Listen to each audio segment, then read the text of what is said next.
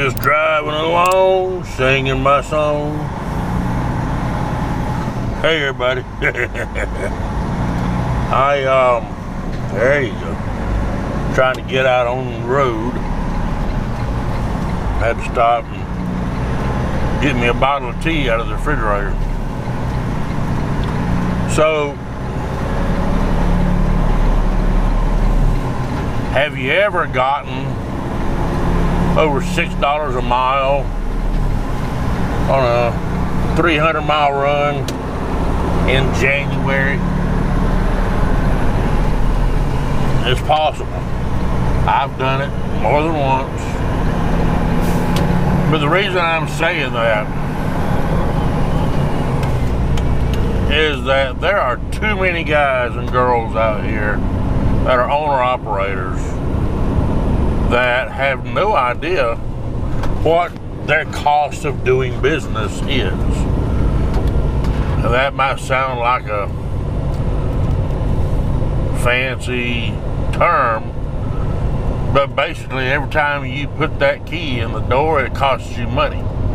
Because you got truck payments, you got maintenance, you got insurance, you have to pay yourself. You have taxes that you have to pay. You need to plan for retirement, have some health insurance. All of that has to be calculated and put together in a way that you can understand how much it costs you to operate your business, so that you know how much you need to be charging for a load. You know, I can tell you right now, I don't care if your truck is paid off or not. I don't care if you've been doing this for 25 or 30 years. Doesn't matter. Maybe you've been doing it wrong for 25 or 30 years. Because if you do not know what it costs you to do business, you don't know whether you're making any money. It's that simple. It doesn't matter if you're a plumber. It doesn't matter if you're a restaurant owner, an auto mechanic, or a lumberjack. If you don't know what it costs you to do your job, what it costs you to operate your small business, then you don't have any clue whether you're making money. And just because you're able to pay the bills, just because you got a little jingle in your pocket, that doesn't mean that you're making money. You know, you're covering your expenses, but are you making a profit? You have to understand that. I had all week, I sat at home because I was trying to find a load that was going somewhere that I wanted to go. There's a winter storm coming in with freezing rain and ice, sleet, snow, and all that. Trying to avoid those areas where that's going to be. And for example, I've got a load right now I'm taking over to High Point, North Carolina. I'm getting about $3.60 a mile. It's not an ideal rate, but I'm not going to lose any money on it. And I've been looking at loads that would pick up around the Charlotte area, maybe Winston-Salem, going over to the Memphis area. I thought, yeah, it'd be a pretty good run. It's not bad across there. Once you get out of the mountains of North Carolina and Tennessee, it's not a bad run. So I'm looking for loads to go over there, and they're hitting me up with these $2.28 a mile loads and $2.97 a mile loads. No, I'm not going to take that. I actually had one broker that I'll do another video that was about him, but very, very rude. He had a load going to Gadsden, Alabama, and he was offering like $1,100, and I told him no, I'd take it for $1,400. And you know, that's not setting the world on fire. that's just the high end for that lane at this time.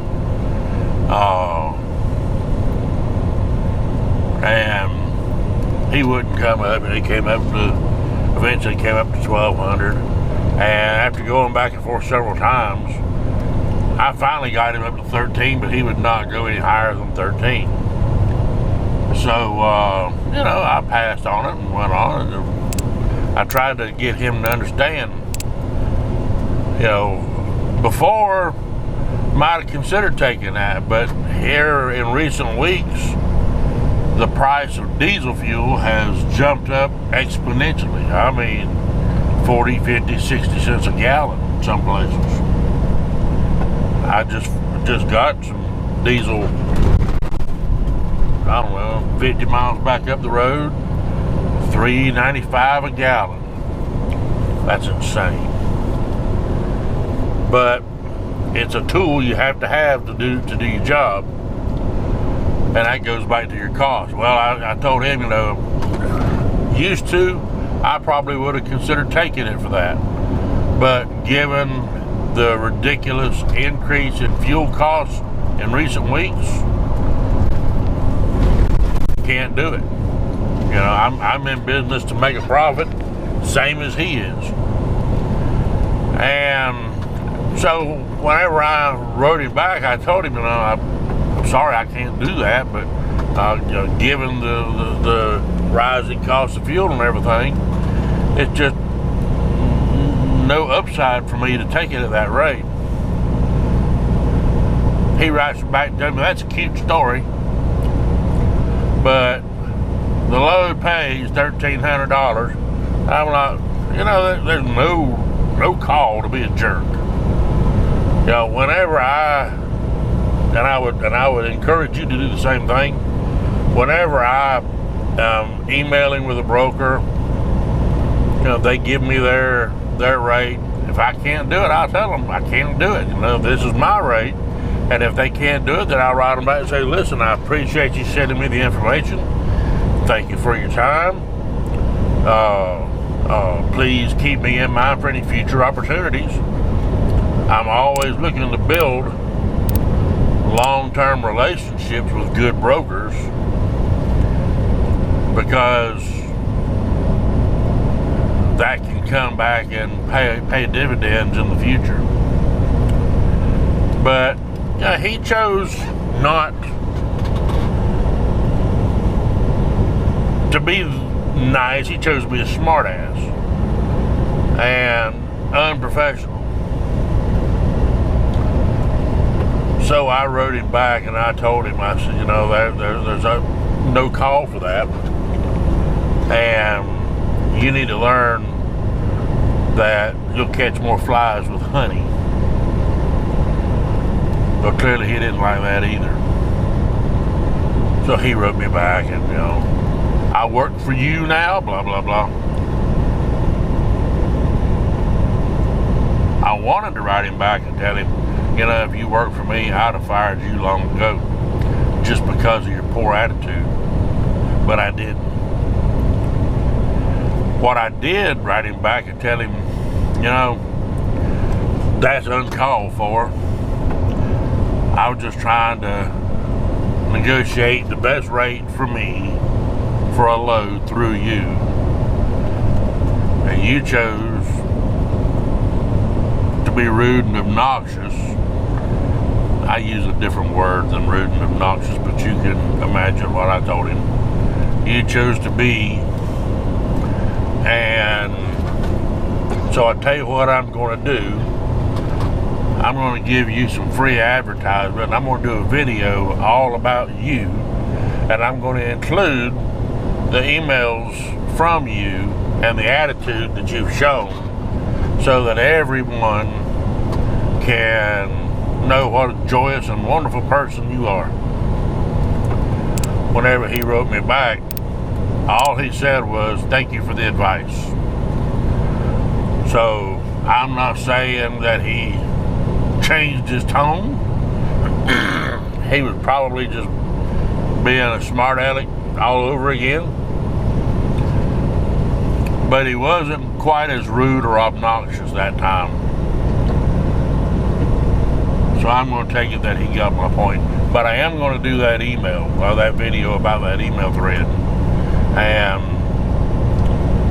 so, you know, keep an eye out for that. But anyway, back to my story.